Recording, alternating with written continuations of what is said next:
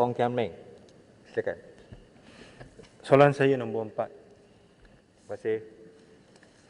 Silakan Yang Berhormat Menteri.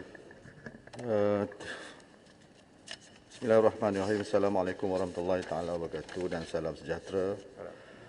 Terima kasih kepada Yang Berhormat Bangi, dan saya harap Yang Berhormat Bangi berada dalam keadaan sihat sekarang. Tuan Yang Bertua, saya mohon izin untuk menjawab soalan Yang Berhormat Bangi secara bersekali dengan soalan Yang Berhormat Johor Bahru bertarikh 8 November kerana ia melibatkan isu dan persoalan yang sama.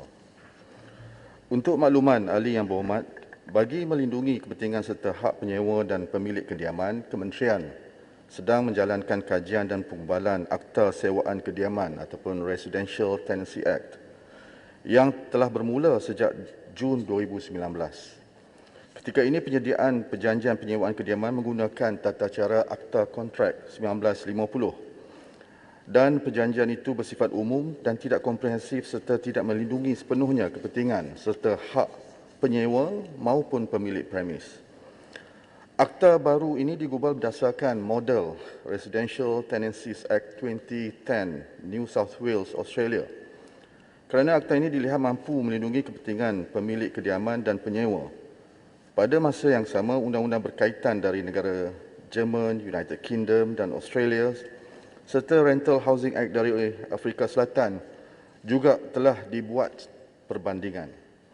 Secara sepanjang proses pengumbalan Akta RTA ini, sesi pengumpulan maklumat, data dan konsultasi dengan pihak berkepentingan termasuk di peringkat Kerajaan Persekutuan, Kerajaan Negeri, badan-badan bukan kerajaan, badan-badan profesional, pihak swasta pemaju dan pihak-pihak berkepentingan diadakan dari masa ke semasa bagi tujuan kajian ke atas isu-isu gubalan Akta RTA ini.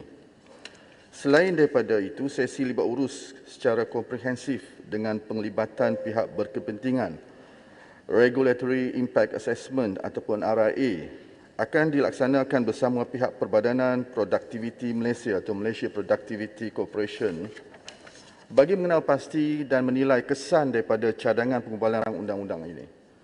Konsultasi awam yang menggunakan portal Unified Public Consultation UPC akan dijalankan untuk mendapatkan maklum balas terhadap cadangan akta ini.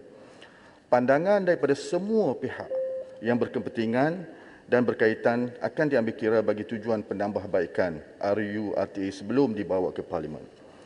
Cadangan pengumbalan RUU-RTA telah pun dibentang ke Mesyuarat Jemaah Menteri pada 23 Jun 2021 dan telah mendapat kelulusan prinsip untuk membentang di dalam sesi Parlimen. Seterusnya, pihak kementerian sedang menyemak draft awal RUU-RTA dan menyediakan dokumentasi bagi prosedur untuk melaksanakan RIA ataupun Regulatory Impact Assessment. Untuk maklumat Tuan Di-Pertua, memandangkan hubungan antara tuan rumah, tuan tanah dengan penyewa terletak di bawah bidang kuasa negeri sebagaimana diperuntukkan dalam perkara 76 dalam kurungan 4 Perlembagaan Persekutuan, maka cadangan RUU-RTA ini juga selain daripada dirancang, perlu juga dibentang dalam mesyuarat Majlis Negara bagi kerajaan tempatan bagi memastikan RUU ini boleh dan sesuai dilaksanakan. Setelah dibentang di MNKT, draft RUU ini akan dikemukakan ke Jabatan Peguam Negara dan semakan terakhir sebelum dibentangkan ke Parlimen, dan ia dijangka dibentangkan di Parlimen pada sesi persidangan suku ketiga tahun 2022. Terima kasih. Terima kasih. Soalan tambahan pertama. Terima kasih atas jawapan tadi, Menteri.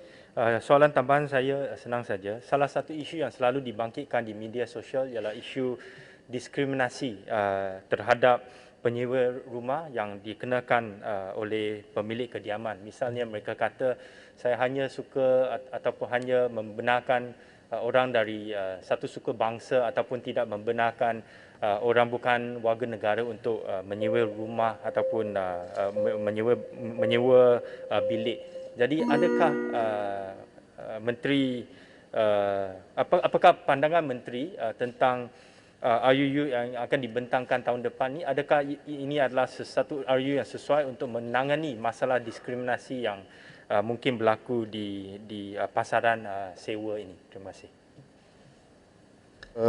Terima kasih. Jadi the real spirit of this law yang berhormat adalah pertama untuk mewujudkan pelindungan secara lebih berimbang antara hak penyewa dan juga hak pemilik premis.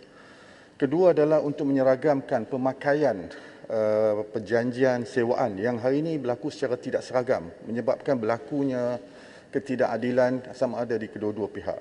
Ketiganya membolehkan melalui akta ini pewujudan institusi penyelesaian pertikaian melalui tribunal yang hari ini hanya dapat diselesaikan melalui akta kontrak 1950 yang perlu dibawa ke mahkamah. Banyak isu-isu yang timbul soal pengusiran sebagainya. Soal diskriminasi yang disebut oleh Yang Berhormat tadi memang benar, saya lihat dan saya dengar. Namun pada waktu ini kita akan meneliti secara lebih detail untuk melihat the local circumstances. Akta di Australia ada. Even di US pun dia ada Fair Housing Act 1968 yang melarang sebarang bentuk advertising, penjualan dengan meletakkan preference. Tapi di Malaysia ni kalau disebut diskriminasi itu ia adalah soal preference. Agak janggal juga kalau ada akta-akta yang mengokong preference hak pemilik dan juga yang menjadi tuan punya. Namun begitu kajian akan kita lakukan untuk meneliti sama ada kesesuaian untuk memasukkan elemen-elemen yang sebagaimana yang dibangkitkan oleh Yang Berhormat. Terima kasih. Ya, Tumpat. Terima kasih Tuan Yang di-Pertua. Kita tidak menolak kepentingan untuk kerajaan menggubal satu akta khas bagi melindungi kepentingan penyewa dan tuan rumah. Cuma saya ingin bertanya dalam situasi negara berdepan dengan pandemik dan kebanyakan penyewa khususnya melibatkan bangunan komersial dan perniagaan terjejas sumber pendapatan mereka. Jadi apakah langkah kerajaan bagi mengatasi isu bayaran sewa mereka yang tertunggak kerana ia melibatkan hak tuan sewa dan penyewa yang terhimpit dan sejauh mana sebuah tribunal khas ditubuhkan bagi mengatasi kemelut yang berlaku itu. Terima kasih. Terima kasih.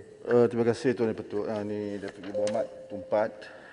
Itulah sebabnya kita nak adakan RTA ni bagi mewujudkan satu ekosistem yang lebih adil kepada semua pihak yang terlibat dalam pasaran sewaan kediaman. Dan sekarang ni yang ada hanyalah akta-akta yang bersifat begitu loose. Yang ada yang dapat menjamin perlindungan kepada hak-hak penyewa maupun tuan rumah. Umpamanya kalau dari segi pengusiran, kita hanya ada akta bantuan khas atau Special Relief Act. Demikian juga akta distress yang tidak bersifat komprehensif. Jadi dengan adanya RTA ini, Residential Tenancy Act ni, ia akan bersifat all encompassing yang akan melihat semua aspek. InsyaAllah mudah-mudahan living not even single stone unturned dengan izin bagi memastikan the ecosystem kepada industri ataupun kepada sektor sewaan kediaman ini dapat berlaku secara lebih lestari. Terima kasih. Terima kasih, Yang Berhormat Menteri.